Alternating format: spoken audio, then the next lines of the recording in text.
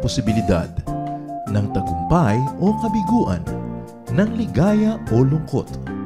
Kaya marapat lamang na tanggapin si Jesus bilang tagapagligtas at Panginoon. At matapos yun ay panariwain ang katapatan at paglapit sa Kanya bawat araw o day by day. Ang day by day ay naglalayong umalalay sa pang-araw-araw na pamumuhay. Narito po si Kuya Ed Lapis sa mensaheng pinamagatang Loneliness and Isolation.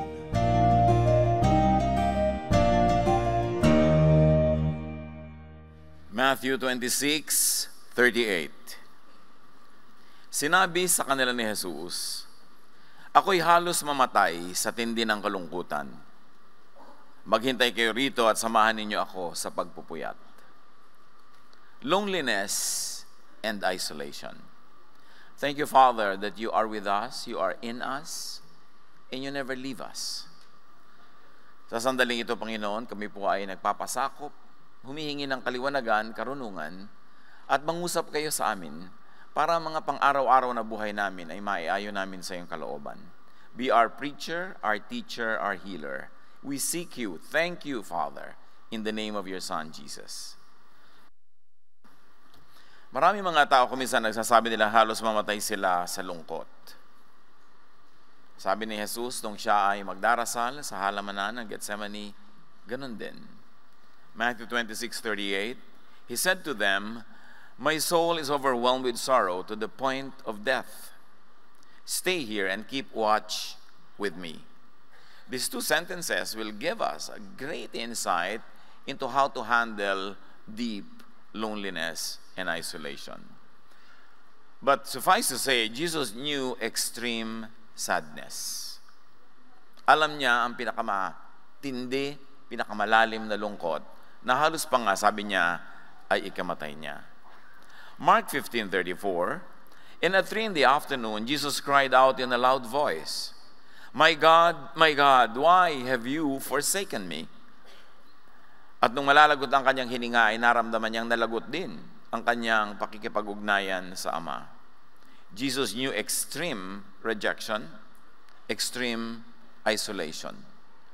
Mga problema natin mga tao, ang ating isolation, rejection, and loneliness, dinaanan na lahat ni Jesus yun. At kaya na tayo, gusto niya tayong tulungan. Jesus understands and can help those who are burdened with isolation and loneliness. At maaaring yun ay tayo o mga taong mahal sa atin sa buhay o pareho. Loneliness is a silent epidemic. Naglalabanan ng maraming mga bansa sa number 1 position sa dami ng nagpapakamatay taon-taon. Suicide is on the rise. And even in our happy nation and among our happy people, it is becoming a situation. Knowing and understanding loneliness could help much. Our own loneliness and that of people who are close to us. But loneliness is a subjective, personal, private experience. No one can be truly be sad for you. Only you can be happy for you and can be sad for you. May nakikiramay lang, nakikihati, nakikitulong, pero ikaw lang talaga ang makababatid at makalulutas ng iyong sariling kalungkutan. Proverbs 14:10, Each heart knows its own bitterness, and no one else can share its joy. So wala talagang tunay na pwedeng humati sa iyong lungkot at saya, kailangang ikaw ang gumawa ng paraan tungkol dyan. Kanya-kanyang puso, kanya-kanyang dala. But of course, we people around can help one another how to ease the burden and how to make the burden lighter. Loneliness is a reality among many people. It's only a matter of time before people would be lonely. So understand loneliness. Among the many phenomena in our lives, it's one that should be understood well because it's one that keeps coming back. It's one that is very threatening or even very presently real. But loneliness, according to many studies, and our very personal experience tells us that it is mainly caused by separation. Physical separation from people who matter, mental, emotional, and spiritual separation. Kaya kung minsan may kasama ka pero malungkot ka rin kasi magkalayo ang loob nyo. Meron naman, iisa ang loob nyo pero magkalayo ang katawan nyo kaya malungkot pa rin. Maraming formula ng ending malungkot ka. At pati ang spiritual separation natin from God can cause a lot of complications that are not so easily identifiable na yun pala ang dahilan. Western civilization has a very clear history of separation. Nung una, ang lahat ng mga tao sa balat ng lupa, puro pamilya lang, tribo-tribo. Sa ating sinaunang kasaysayan, barangay, hanggang doon lumaki ang ating community and not beyond that. Kaya nanatiling mas malapit tayo sa isa't isa. But during the European Renaissance, in the 14th to the 17th century, nagsimulang maglayo-layo ang isip ng mga tao kasi mayroong mga rumunong, naging mga experts sa sciences, sa philosophies, at naiwan nila yung mga asawa nila, kamag-anak nila, o community nila, nagkaroon ng mga ganong klaseng separation. In the Industrial Revolution in Europe that happened from 1760 to 1840, there was a lot of separation kasi nung araw ang mga tao, farmers lang lahat or hunter-gatherers. Pero nung nagkaroon ng Industrial Revolution, nauso ang mga factories, nauso ang mga cities, maraming mga tao sa mga malalayo, mga liblib na lugar, isa sa kanila ay pupunta sa city, sa factory para magtrabaho, nagsimula ang paghihiwalay. Sa ating din kasaysayan, ang ating mga kababayan at mga ninuno ay magkakasama lang sa baryo, doon kay sinilang, doon ka lalaki, doon kay papanganak, doon ka manganganak, doon ka mamamatay, doon ka ililibing, kayo-kayo lang. And there was no sense of separation. Pero nung uso yung mga galleon trade, ang ating mga tripulante, sumasakay sa barko, 1 taon, 2 taon nakasakay doon, nagsimula yung mga paghiwa-hiwalay na hanggang ngayon, very clearly seen sa ating overseas contract work phenomenon. Na nearly every household has somebody abroad. That there's probably no Filipino na wala siyang kaibigan o kakilala na hindi nagtatrabaho sa barko or abroad. So, totoong-totoo sa atin ang paghiwa-hiwalay. At dahil doon, maraming kalungkutan. Yung iba, iniimpit na lang, itinatago, pero meron. Yun namang iba, buong dramang ibinubulala sa airport. Tuwing aalis ang mahal sa buhay. So, pero meron. But loneliness is a biological function. In fact, it's a biological warning, like hunger is. Sana hindi na lang nakakaramdam ng gutom. Blessing makaramdam ng gutom kasi warning yon ng nature na kailangan na ng katawan mo ng pagkain. Kasi kung hindi ka na warningan, hindi ka nagugutom, hindi ka kakain, bigla ka na lang mamamatay. Ganon din ang kalungkutan. Blessing siya dahil siya isang biological warning. Bakit siya blessing? Loneliness makes you pay attention to the pressing physical needs of yours. Ano yon? Pinag-usapan natin na ang una sa lipunan, nung na-develop ang mga tao, mga closely knit families lang, mga tribe. At hanggang ngayon, up to a point, tayo mga Pilipino, very tribal ang orientation. To the point that we are not thinking in terms of nation, we're thinking of our barrio, of our region, of our family. So, malapit pa tayo sa ganung form. But this kind of social structure knows that survival is in numbers, in cooperation, in the family, in the community, in the tribe. Kaya pag ikay nasa baryo, lalo't mas liblib, mas nakikisama ka sa kapwa. Dahil sa baryo, kung manganganak ka, wala ka namang kotse, kung pasakayin ka nung kapitbahay mong may tricycle at dinala ka sa clinics, pasalamat ka. Kaya habang di ka nanganganak, paano yung pakisama mo sa kanya dahil may tricycle siya eh? Interdependence. Pag kailangan, pag may namatay, mag-abuloy ka. Para ikaw namatayan, mag-aabuloy din sila. So, may ganun tayo. Yung closest ng family ties natin, may economic dimension yan. Kaya pag yumayaman na ang mga tao, tumitira sa mga lungsod, hindi na sila nakikialam sa neighbor nila. Kasi may sarili-sarili silang kotse, hindi nila kailangan makisakay. May sarili-sarili silang ulam, may sarili-sarili silang hanap buhay, nagiging mas interpersonal, less personal, and that's also a climate for more loneliness. Unless city people are able to recreate the tribe and invent their own tribes. Kaya may mga tribe ng mga nag-exercise sa plaza, may mga tribe ng mga ganito at gano'n ng interest, Kasi you always recreate the small tribe because there's security in such a setting. Ngayon, pag nalulungkot ang tao, ibig sabihin, kulang ka sa tribe. It's a warning. So, in this context, aloneness is a biological danger. It's biologically dangerous. Bakit? Kasi yung survival mo depends kung may mga tutulong sa'yo, may support system ka. So, pag alone ka, nalulungkot ka, your body tells you, hoy, sobra ka ng separated and isolated, kaya nalulungkot ka, ikaw ngayon lalabas, magte-text, kaya maglamang maaalalang textan yung hindi mo naman naaalala nung masaya ka. Sabi mo, musta? Pero ang totoo, gusto mong ikaw ang tanungin niya na musta. Kaya ang sama ng loob mo, pasayan niya, okay, tapos hindi na sumagot ulit. Because every text is a cry for help. So nagte-text ka para textan ka rin. Now, aloneness is biologically dangerous because in the tribal setting, nag-iisa ka, kayang-kaya kang kainin ng leon, kayang-kaya kang pagtulong-tulungan ng mga hayop, o natumba ka, walang tutulong sa'yo, nangailangan ka, walang mag-aabuloy. That's why creation mandates that these risky situations cause loneliness. Risky na kulang ka ng social support, then nature wired you to be lungkot. That leads to longing for company and belongingness, and so people seek safety in community. Loneliness compels people to seek community, which really means survival. Loneliness is a biological warning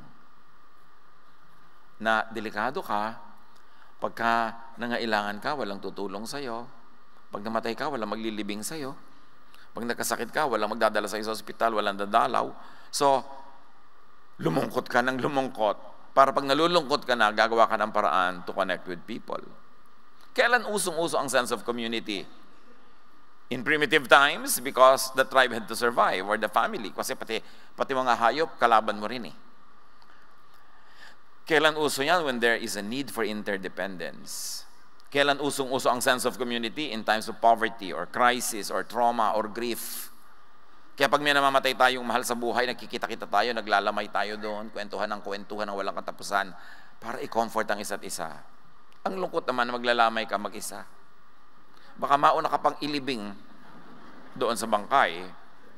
There's a classic example of this kind of lungkot that compelled somebody to move and reconnect. Luke 15, 16-17, yung tinatawag nating prodigal son, umalis sa tatay niya, inubos niya ang pera niya, tapos naghirap siya, na-employ siya, tag-aalaga ng mga baboy, gutom na gutom siya, isolated siya, wala na siyang kaibigan kasi wala na siyang pera.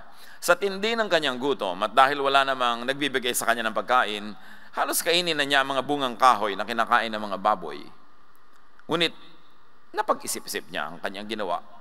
At nasabi niya sa sarili, labis-labis ang pagkain ng mga alila sa ng aking ama, samantalang ako'y namamatay dito sa gutom. So niya, alam ko na, babalik ako sa tatay ko. I want that community, I want that food, I want that house. At kahit hindi niya ako tanggaping anak, basta nandun lang ako, okay na ako. Nung siya ay maraming pera, surrounded by prostitutes and having a good time, hindi niya naalala ang tatay niya kasi hindi naman siya nalulungkot. Hindi niya kailangan malungkot noon dahil may pera siya, meron siyang company, marami siyang nagagawa. Pero nung nanganganib na siyang magutom, mapag-isa, mamatay sa hirap, pinalungkot na siya ng kanyang sariling body system para mag-isip-isip siya to reconnect with his father. Sabi niya, uuwi ako, kundi pa nalungkot, susuong pa more sa panganib. Pero nalungkot, yun ang blessing. Pinalungkot siya.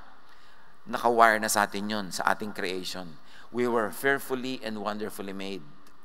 Na may warning signal sa sarili mong isip, puso at katawan pag lumalagay ka na sa panganib. And being alone in life is dangerous.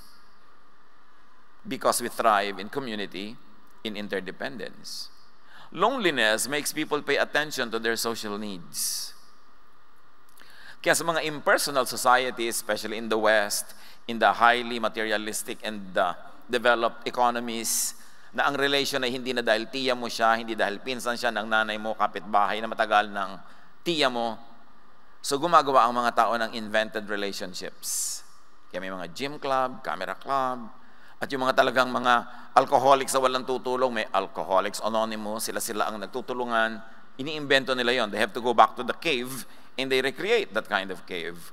Because loneliness makes people pay attention to their social needs. Ecclesiastes 4:8, ang isang taong nag-iisa sa buhay, walang kaibigan ni kamag-anak, ngunit walang tigil sa pagtatrabaho, wala siyang kasiyahan. Ni hindi niya tinatanong ang sarili kung kanino mauuwi ang kanyang pinagpapaguran. Itumanay walang kabuluhan, isang miserableng pamumuhay. So ipinakita dito, okay, so ang dami-dami mong pera, pero kung ikaw ba ay nakakomatose o ikaw ba ay naulyanin, yung pera mo nasaan? Sino mag-withdraw? Sino magbabayad ng mga bayarin mo? Kailangan mo pa rin ng mga tao. Kaya sabi niya, dapat hindi ka ganyan. Kahit marami kang kinikita, dapat may tao pa rin sa iyong paligid. So the misery of aloneness is meant to compel people to seek company. Dito ngayon maraming napapariwara. Kasi kung minsan sa lungkot, hahanap na lang ng unang dadaan na nakapula.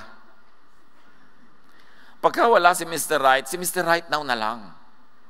Yung kahit sino na lang, filling the blanks. At doon marami nagkakamali. Kaya kailangan bago ka dapuan ng lungkot, meron ka ng game plan. Meron ka ng support systems. May mga tao na sa mundo mo. Lalo kung bago ka magtagumpay. Kasi pag tagumpay na tagumpay ka na, paranoid ka sa lahat na lumalapit sa'yo. Baka may kailangan lang. Kaya mahalaga, bago ka magtagumpay, bago ka maging binibining kangkungan, bago ka maging super bilyonaryo, meron ka ng close friends. Nung pag-elementary, nung high school. Kasi pwede mong pagtiwalaan na nung walang-wala ka pa, kaibigan mo na siya. Importante yung ganong support systems. Now, the misery of aloneness compels us to seek company. Social need is related to survival. Being sociable has high biological value. Kaya kahit ngayon, pinapahalagahan natin yung people skills.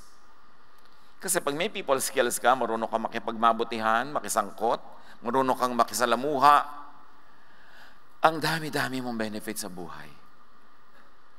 Being together with one's tribe helps one survive. Social skills are precious. Kaya mga magulang, nagkakamali kung ang lagi itinuturo nila sa anak nila maging competitive. Kasi kung competitive yan, halos walang kaibigan yan kasi lahat yan papatulan niya, lahat tatalunin niya. Dapat ang ituro natin sa mga anak natin how to be cooperative. How to coexist with people and make the most out of life by existing with people. Aloneness and isolation could mean death. That's why God designed you to be sad, to be miserable when you're alone, because biologically you are in more danger when alone. Ecclesiastes 4:9-10, ang dalawa ay mabuti kaysa isa. Mas marami ang bunga ng anumang gagawin nila. Kapag nabuwal ang isa, maitatayo siya ng kanyang kasama. And obviously, it's really important. Tulad ng halimbawa, magbabiyahe kayo, gusto yung magbiyahe abroad, aakyatin nyo lahat ng bundok ng Nepal. Maganda mga 5 kayo. Para pag nahulog ka, may magbuhat naman sa pababa. Kasi kung tour guide lang kasama mo, ihuhulog ka na lang sa bangin. May insurance ka naman. Madalang maganda dapat may kasama ka. Kaya dapat marunong ka makisama, marunong ka makipagkapwa. Para may sumama sa'yo. Sabi ng Ecclesiastes, kawawa ang nag-iisa sapagkat walang tutulong sa kanya kapag siya ay nabuwal. That's why, position yourself that you can have partners in life, partners in business, partners in your activities, and even a romantic partner, if you are meant for it. But allow others to have their own partners. Yung mga magulang ko minsan, we're so selfish. Ang higpit-higpit mo sa anak mo, ayaw mo man lamang na may umibig sa kanya o may makipag-ibigan siya. Kasi bata ka pa. Nung tumatanda ka na, at tumatanda na rin yung anak mo, at wala pa siya, kulang na lang iparipa mo. Anak, kung sino man ang kumuha sa'yo, kasama ng mga kaldero natin, ang mga kotse natin, mga lupa natin sa kuko, ilalagay na natin, meron lang sumama sa'yo.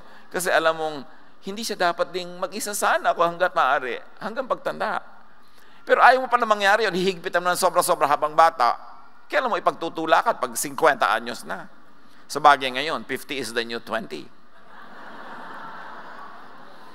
So very important na turuan natin sila ng social skills. We allow them to have friends. Anak, bakit wala kang friends na nag-i-sleep over dito? Diba? Invite them here. Ikaw, may mga kaibigan ka ba? Kung mag-i-sleep over ka doon, saan yun? Anong telephone number nila? May fire exit ba ang bahay nila? Siyempre, gusto mo namang malaman yon para safe yung anak mo. Pero let them socialize. Genesis 2:18, the Lord God said, "It is not good for man to be alone, or woman to be alone. I will make a helper suitable for him." So creation and nature rewards collaboration. Kita nyo sa ating mga baryo, umuso yung bayanihan. Kasi tulungan, kasi wala nang may pera eh. Ang mga may pera lang noon yung mga landed class. But 90% of the people walang pera. So we perfected bayanihan. We perfected abuluyan. Bakit po 12 araw na hindi pa nililibing ang patay? Wala pang pambayad ng nicho. Diba? Hahabaan mo pa yan. Tulungan ng tulungan. Because nature rewards collaboration. Kahit sa mga hunting societies, hindi ka pwede mag-hunt mag-isa. Dapat 5 kayo, 10. Pati sa mga halaman, sa mga hayop, mahalaga yung may mutualism na relationship. Both of you benefit by being together. Or at least commensalism, one benefits and the other is not bothered. Pero pagka parasitism na yan, hindi na maganda yung kanyang relationship. One benefits and the other is destroyed. Teamwork is always rewarded, kahit sa sports. That's why even in the church, unity is important. Because when people are united, they're always stronger together. Ecclesiastes 4:11-12, kung malamig ang panahon, maaari silang magtabi sa higaan upang parehong mainitan. Ngunit saan siya kukuha ng init kung nag-iisa siya? Pero dito naman sa worship, magdala kayong jacket, huwag kayong sumiksik sa katabi nyo, no?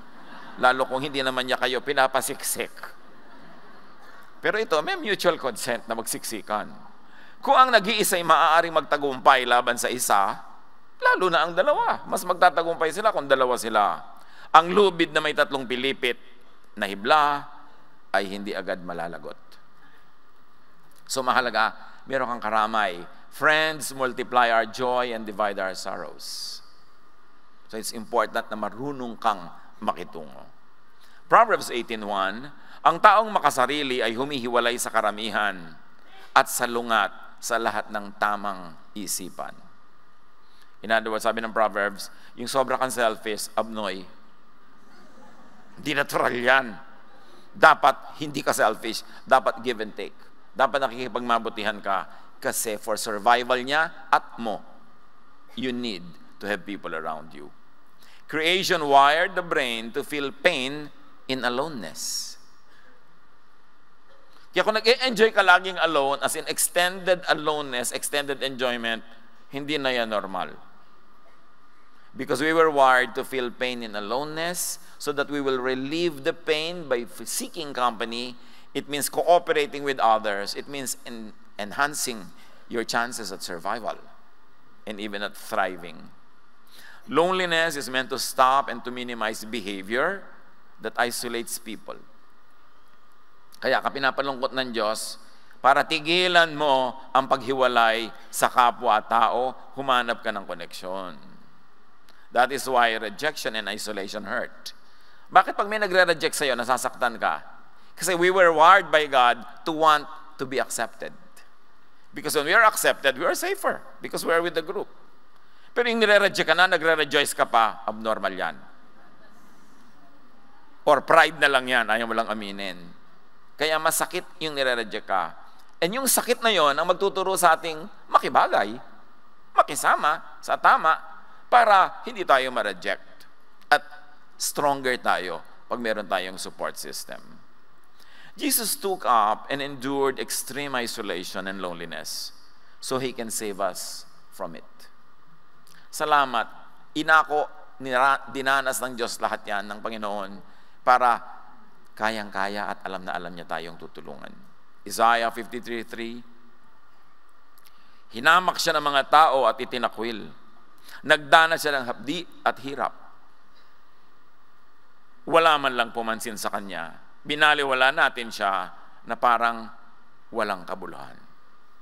referring to the coming Messiah. Si Jesus yun. Kung nararamdaman nyo binabaliwala kayo, parang wala kayong kabuluhan, nadaanan na yan ni Jesus. Therefore, alam niya ang situation nyo, alam niya kayong tulungan. Hebrews 2:17-18, for this reason, Jesus had to be made like us. In every way, he became like people so that he could be their merciful and faithful high priest in service to God. And now he can help those who are tempted. He is able to help because he himself suffered and was tempted. So if your temptation is to feel so bad because of your loneliness, Jesus can help you out of that because he already experienced it. Ipinadana sa kanya ang lahat ng klase ng hirap, hindi man bawat detalye, kundi yung types of suffering, so he could be a very, very sensitive helper, nurse, and doctor. What are the general effects of loneliness? Loneliness makes people age quicker. Yung ang bilis tumanda. Mahirap na tumanda ka bigla kung masaya ka. Kaya alam mo ko yung misis, nagpo-problema dahil yung asawa niya, ang daming kulasisi. Ang tanda ng itsura. Maliban nila, of course, meron siya mga regimen na napatatakpan ng technology. Yung kanyang lungkot. Pero alam yung, bakit ganyan ang itsura ng pinsan natin? Siguro nang bababae asawa niyan. Kasi nakaregister sa mukha ni misis ang pinaggagawa ni mister. Mabuti na lang, may mga exercises na ngayon na pwede nang i-mitigate yung ganung mga effects. But loneliness makes cancer deadlier. Yung may cancer na nga, tapos malungkot pa, mas mahirap tablan ng mga pagpapagaling at mas mabilis lumala. This is science. Researchers show us. Loneliness makes Alzheimer's advance faster. And loneliness makes the immune system weaker. Pagka ang lungkot-lungkot mo, may humatching lang 3 meters away, nahahawa ka. Pero pag ang saya mo, kahit bugahan ka dito, siya ang natutumba. Kaya mahalaga sa tao, masaya. Diba? Kasi pag masaya ka, yung immune system mo mas malakas. At yan ay proven talaga. Psalm 38, 6-8, wasak at kuba na ang aking katawan, ang buong maghapoy puspos ng kalungkutan. Dumapong lagnat ko'y apoy na sa init. Lumulubhang lalo ang taglay kong sakit. Ako'y nanghihina at nanlulupaypay, puso'y dumaraing sa sakit na taglay. So you see, pagka ikaw ay emotionally sick, your body becomes sick. And when your body becomes sick, you also become emotionally sick. So it feeds itself. It becomes a cycle. Hinihila ka pababa. Yung katawan mo, papalungkotin ng puso mo. Yung puso mo pala, hihinain ng katawan mo. Saan ka pupunta nun? Sa libingan. Kaya dapat may gawin ka. Pag lagi kang nalulungkot, dapat may gawin ka. Huwag kang magmukmok. Huwag kang humingi ng awa. Huwag kang lagi na lamang na mag-self-pity. You've got to do something to get yourself out of that hole. Once loneliness becomes chronic, it will be self-sustaining. Ito ang sinasabi ng mga clinical records. Pag ang lungkot mo ay sumobra na, siya na ang bubuhay sa kanyang sarili, siya ang magpapasidhi ng lungkot, siya ang magpapalala ng sarili niyang lungkot. It will feed on itself, it will be cyclical and self-sustaining until you get to deep, deep clinical depression. And that's when people jump off buildings and bridges and kill themselves. Don't get near that point. Kailangan kontrahin mo ang iyong mga lungkot. Now, how loneliness works for the worse. Paano ba nagpapalala yan? Physical and social pain send messages to your brain. May physical pain ka, emotional pain. It sends signals to your brain. And prolonged feelings of loneliness is read by the brain as threat. Pag lagi kang malungkot, ang reading ng brain threat, you are under threat, no? Then it switches to survival mode and sees danger and hostility everywhere. So pag malungkot ka, yung brain mo maglalagay ng armor, maglalagay ng protection, at ipoprotect ka niya sa lahat ng tao. Kasi ko convincein ka ng brain mo na lahat ng tao may masamang sinasabi tungkol sa'yo. Lahat ng tao kalaban mo. Walang may gusto sa'yo. Lahat galit. Nanganganib ka. Lahat gusto kang patayin, sakalin. Lahat. Kaya lalo ka ngayong lalayo. That's why loneliness feeds itself. Because when you're very lonely, you become defensive. And when you are defensive, you drive people away. Kaya magiging cyclical. Because the lonely person is suspicious, unfriendly, defensive, offensive, and hostile. Mabangis, madaling magalit, madaling magsuspetsa, wala pinagtitiwalaan. Ganun pag malungkot. A sure formula for more isolation. Psalm 38, 17 to 20. For I am about to fall, and my pain is ever with me. Many have become my enemies without cause. Those who hate me without reason are numerous. And remember, this could only be a guni-guni. Perception ng isang taong sobrang malungkot. It need not be real. Pananaw yan. It need not be factual. But when you are lonely, you become paranoid. Lahat ng ginagawa ng tao, ang reading mo, niloloko ka, pagsasamantalahan ka. Kaya yung mga nalungkot dahil minsan nabigo sa pag-ibig, lahat ng mga dumadapong na isa kanya, binubugaw na. Kasi nakahalik siya ng palaka, hindi naging prince. Nagkaroon pa siya ng kulugo. Ngayon, dumadating na yung talagang palaka na prince, dinataboy mo pa. Siyempre, sometimes in life, you kiss so many toads before it turns to be a prince. Minsan naman, wala. Talagang kulugo. But you must never stop trying. Di ba? Don't live in the la mode. Kasi pag nasa the la mode ka, nagsara ka na eh. Parang ayaw mo nang mabuhay.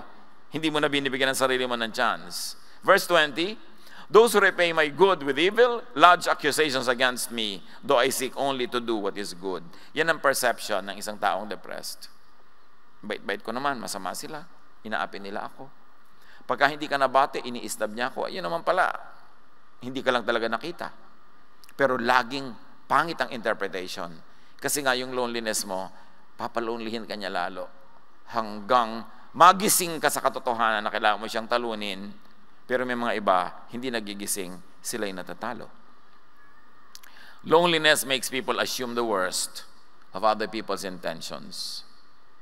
Ang malungkot, suspicious, paranoid, mapagbintang. Because of this perception of a hostile world, lonely people can become more self-centered and isolate themselves even more. That's why it feeds on itself. Psalm 102, 6-8, tulad ko'y mailap na ibon sa ilang, para akong kuwago sa dakong mapanglaw. Ang aking katulad sa hindi pagtulog, ibon sa bubungang palaging malungkot. Sa buong maghapon, ang kaaway ko, nililibak ako. Ito yung perception ng taong depressed. Mukha na akong ibong puyat. Mukha akong butiking pasay. Diba? Mukha ka ng tiriringgay. Talaga kung ano na nangyayari sa'yo. At pag hindi mo yan kinorek, ang susunod na level ng depression, pinapabayaan ng tao ang kanyang hygiene. Hindi na siya nagsasepilyo. Hindi na siya nagsa-shampoo. Hindi na siya nagsusuklay, hindi na siya nagbibihes. So alam mo, grabe na depression mo ha, amoy lupa ka na. Ang gagalit sa'yo yun, pagka gano'n, dahil nga paranoid siya. Pero danger sign yan. Mga kapatid, life is the primary duty of life.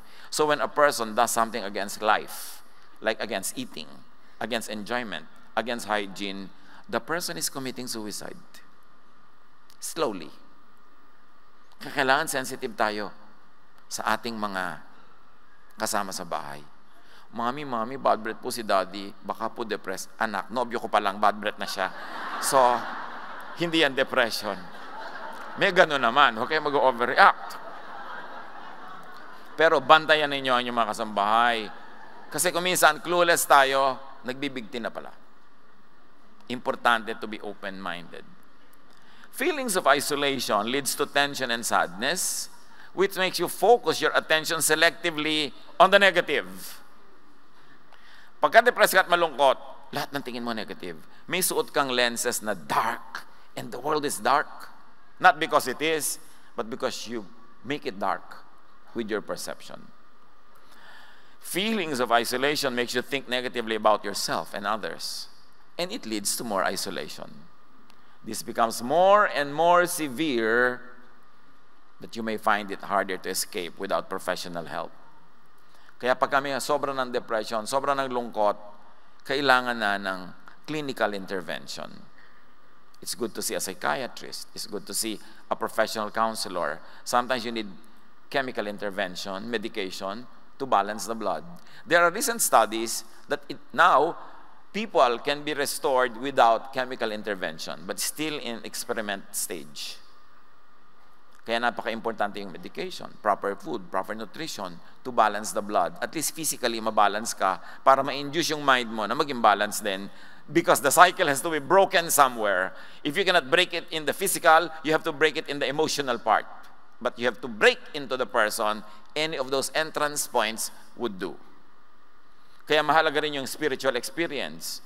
Yung naging makadiyos ka, naging prayerful, nagkaroon ka ng ministry, nagkaroon ka ng mission, para ma-break yung cycle mo na pababa. Kailangan merong pumigil doon saan man effective at the moment. Loneliness isolates you from people, limits and minimizes or stops your interaction with friends. And there's a warning.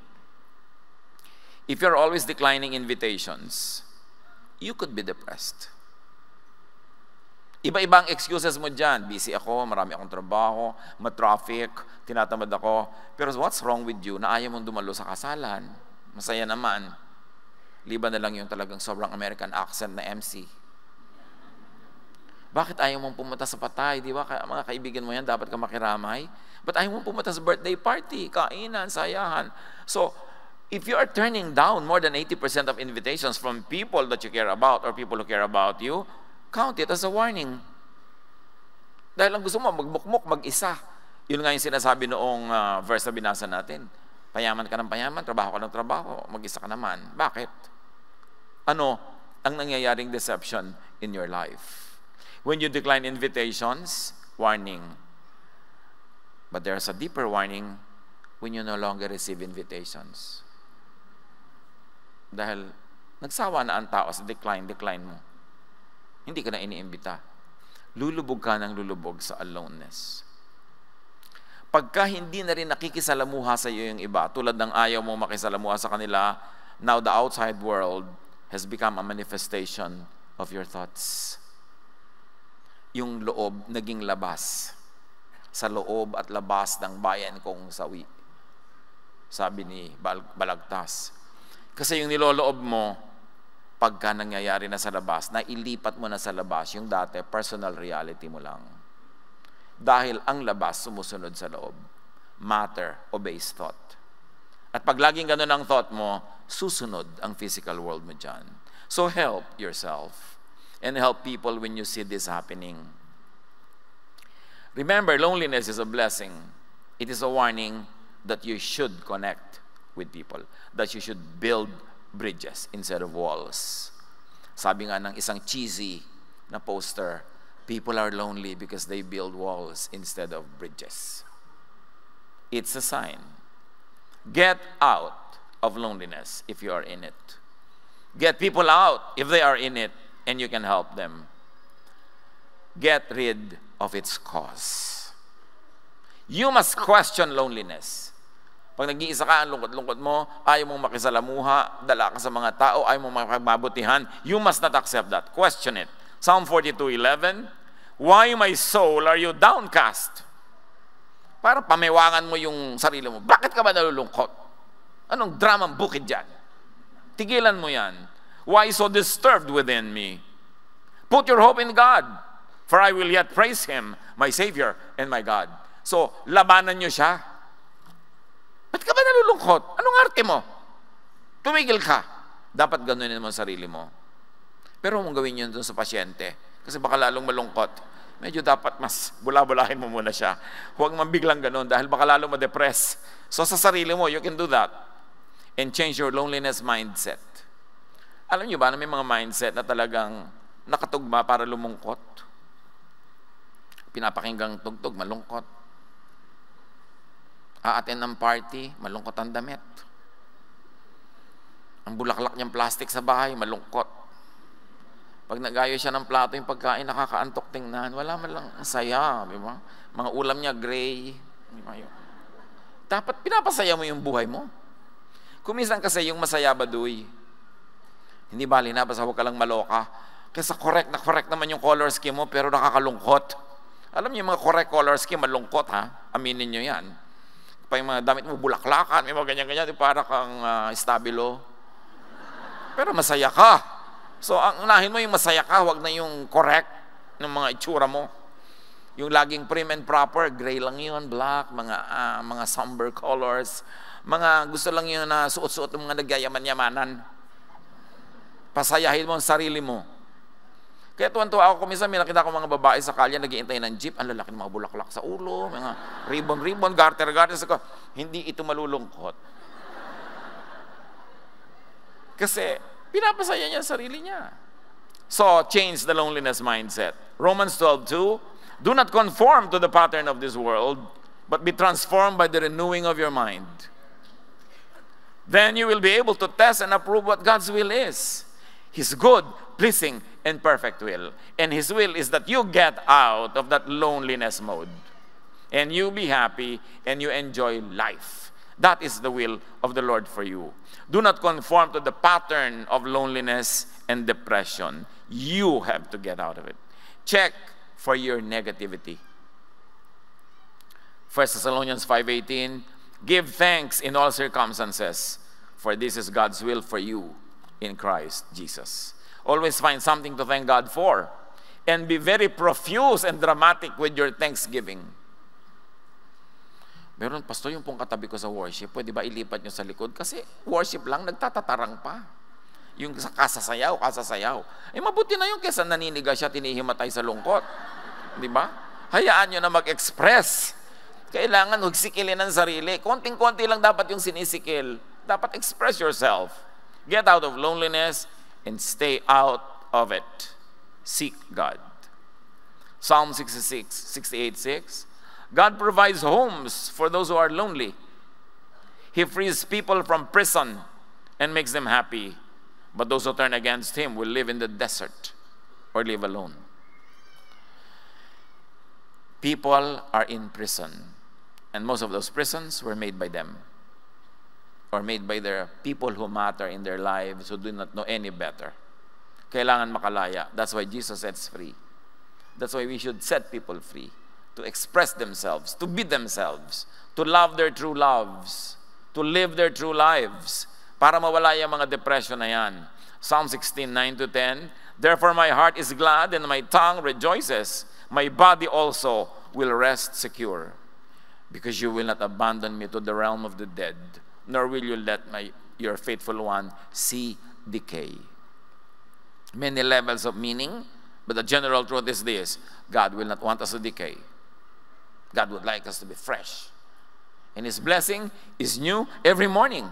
You can never run out of fresh blessings as long as fresh mornings come. So nananatili ka lang malungkot kasi pinapanatili mo ang sarili mo dyan. You've got to get out of it. Psalm 25:16-21. Turn to me and be gracious to me, for I am lonely and afflicted. So aminin, kung malungkot, sabihin, huwag ikahiya. Kung kailangan ng clinical treatment, huwag ikahiya that you're seeing a psychiatrist. You know, yung nagpapabunot, nagtatanggal ka ng kukumpatay, ganun din yung pumupunta ka rin sa psychiatrist. Pinapagaling mo lang ngayon sakit. Dapat walang stigma mga mental illnesses. Kasi katulad lang yan ng ibang other illnesses. Aalisin natin dapat yung mga ganyang stigma at hindi dapat itago. Mga pamilya, kung meron kayong mga member ng family na hindi katulad ng karamihan, yung kanilang mental behavior, yung kanilang mga itsura kuminsan, huwag nyo silang itago sa dilim. Lalo silang madedepress.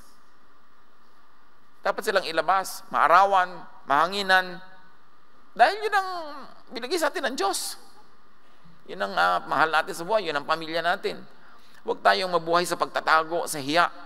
Yan ang nagpapadepress sa tao, yung pagtatago. Relieve the troubles in my heart and free me from my anguish. Look on my affliction and my distress and take away all my sins. Sins is living off the mark. It doesn't have to be immorality. It doesn't have to be doing bad things. Sin is living off the mark. Dapat nandun ka kung anong tinakda sa'yo, kung anong binigay sa'yo, yun ang ibuhay mo. When you're outside of it, that is sin. Hindi kailangan laging immorality ang sin na yan. Pagka hindi ka nabubuhay according to your design, according to how God made you, and you were wonderfully made, sala ka. Yun na nagkakasala. Sa Laguna, sa Batangas, sa Cavite, pag sinabing mali, ay, sala. Hindi ibig sabihin kasalanan. Kaya yung sala, hindi mo lang na-hit yung mark. Kailangan i-hit mo yan. And when you're true to yourself, you will always hit it. Hindi mo lang ma-hit yan kung nangongopya ka ng iba and you are not living your true life. Guard my life and rescue me. And do not let me be put to shame. I take refuge in you. And God is our refuge. Naranasan na ni Lord na halos mamatay sa lungkot. Naranasan na siya na sa taimtim ng pagdarasal ay dugo, hindi pawis, ang lumabas sa kanyang noo. Alam niya ang dinaranas nating lahat. He is our ever-present help in times of trouble. So kung nangangailangan ka ng tulong, magpatulong ka. At kung ikaw ngayon yung malakas, tumulong ka. That is the importance of interpersonal relationships. Get out of your aloneness, live your life, enjoy your life with people. May mga nakakadala, pwede mo silang iwasan, pero hindi ibig sabihin lahat nakakadala. Kung may nagkamali sa'yo, may sumugat sa damdamin mo, pwede mong iwasan kung paulit-ulit, pero hindi mo itatrato ang lahat ng tao sa mundo na katulad nun. Huwag mong sisingilin si Pedro sa utang ni Juan. At lalong-lalo, huwag kang mabubuhay na dala kasi magsasara ka para sa marami pang pagpapalang naghihintay na dumating sa buhay mo. My integrity and uprightness protect me because my hope, Lord, is in you. Dear Lord, teach us to hope in you. Sa mga kalungkutan na personal, sa kalungkutan ng iba naming mga mahal sa buhay, turuan mo kami magdamay-damayan, magtulungan, tigilan ng mga pagkukunwari, mga pagbabalat kayo, maging totoo para makalaya. At sa paglayang ito makahinga ng maluwag, kami maarawan, kami ay mahanginan at makapamuhay ayon sa iyong magandang kalooban. Pagbulay-bulayan natin ang mga kahulugan ito sa buhay natin at sa buhay ng mga mahal natin.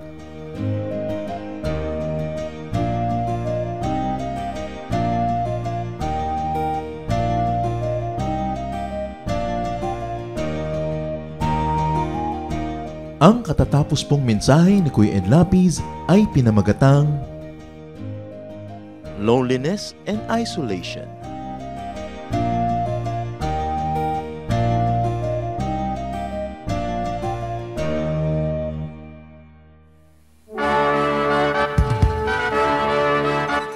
Halina't sama-samang sumamba at magdiwang sa Day by Day Jesus Celebration kasama si Kuya Ed Lapiz. Bulwagan ng Panginoon PICC, one Sunday a month, Philippine International Convention Center, Rojas Boulevard, Pasay City. All other Sundays sa mga day-by-day mini-bulwagan ang pagtitipon. Para sa buwan ng Enero, gaganapin ito sa January 19, 2025. 8 a.m. ang First Jesus Celebration, 10 a.m. naman ang Second Jesus Celebration. Para sa iba pang detalye, bisitahin ang ating official Facebook page, Day by Day Friends.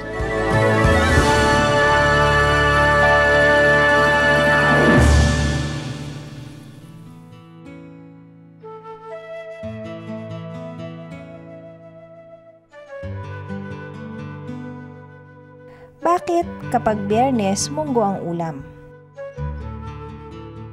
Ang munggo kasi maraming protein. At alam niya na ating mga ninuno na mabuti sa katawan. Ngayon, dahil sa relihiyon, nagkaroon ng pangingiling kung Biyernes at nagkaroon ng tradisyon ng marami na huwag kakain ng karne kung Biyernes. So anong magandang substitute? Munggo. Kasi maraming protein yan.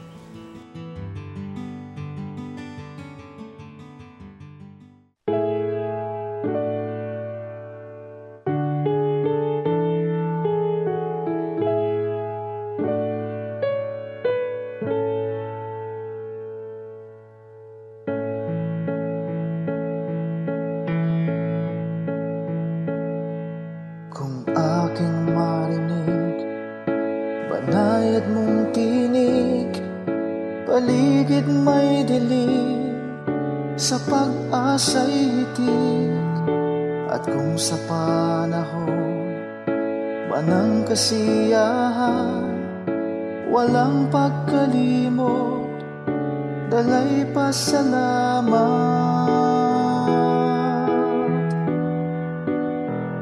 Alay ko ay papuri, damhin mo pagsamba, ang pag-ibig mo sa'kin walang hanggan.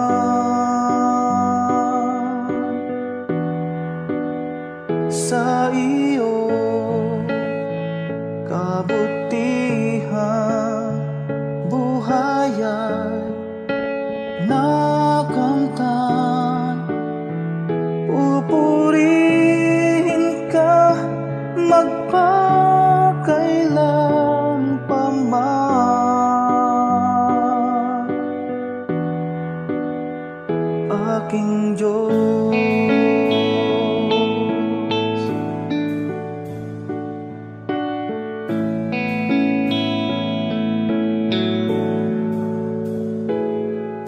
At kung magkaminsan di ka maramdaman, sa puso ko'y tiyak ika'y naririyan.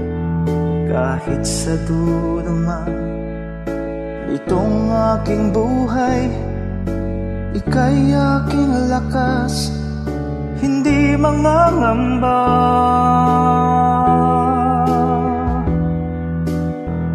Alay ko ay papuri, damhin mo pagsamba, ang pag-ibig mo sa'kin walang hanggan.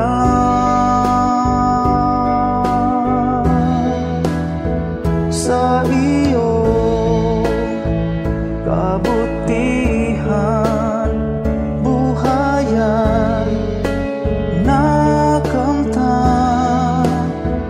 pupurihin ka magpakailan pa man,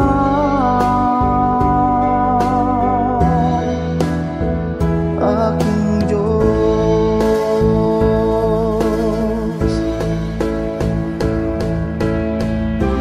Bawat yugto sa aking buhay,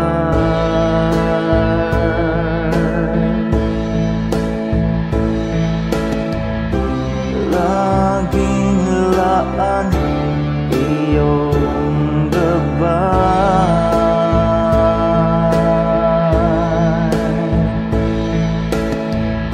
Sa piling mo may tagumpay.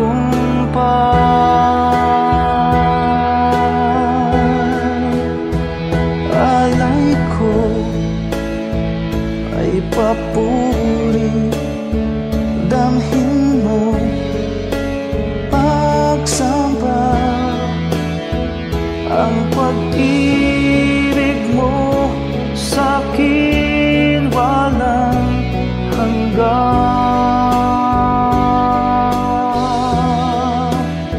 Sa iyo kabutihan buhay ay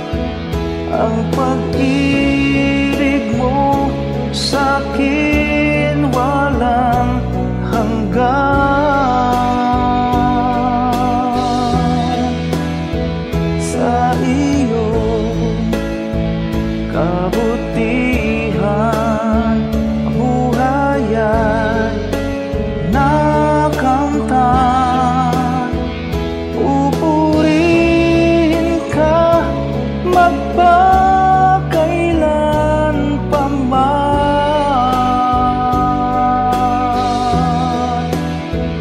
Aking Diyos,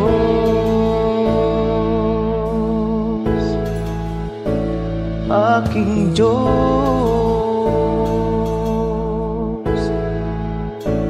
aking Diyos.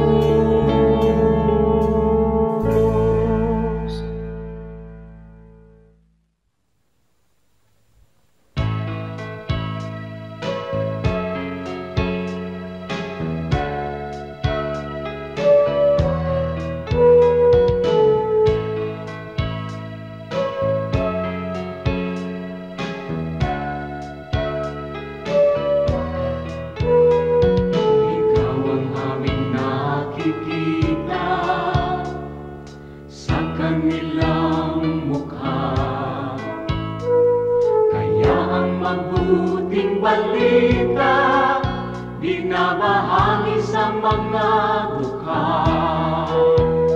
Ngunit paano nilang masisilayan ang habag at pag-ibig mo kung hindi mapatutunayan sa aming patotoo?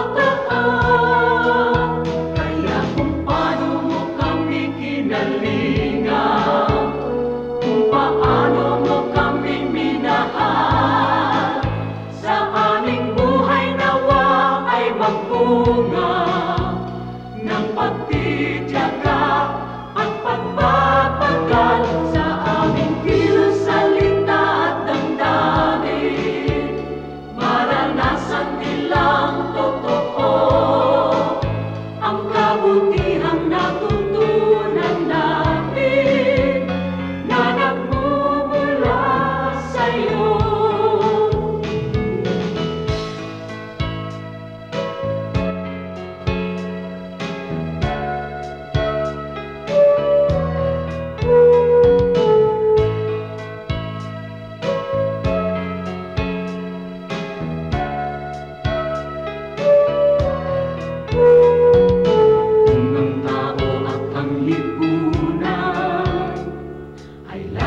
Makasarili sa'yo ang bagong panuntunan, ang maglingkod at magsilbi. Ang aming pananampalataya patuloy mong palaguin, at sa iyong dakilang biyaya di ka namin bibiguin.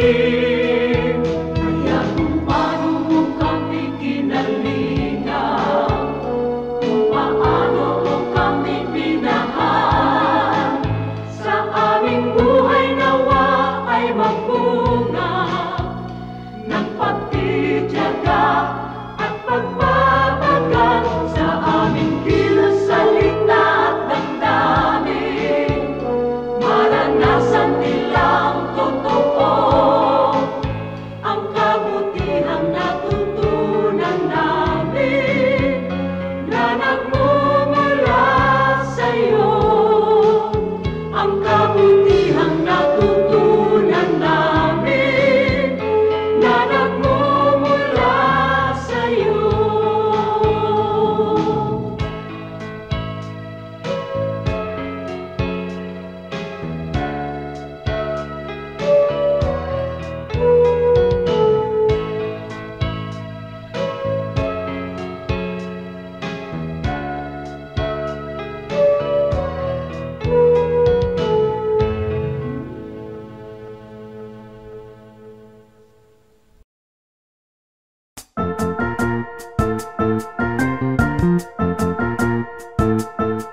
Oras na po para pansamantalang magpaalam ang programang Day by Day. Tayo po'y magsama-sama tuwing ika-6 hanggang ika-7 ng umaga, araw-araw. Magandang umaga po at mabuhay ang Panginoong Hesus!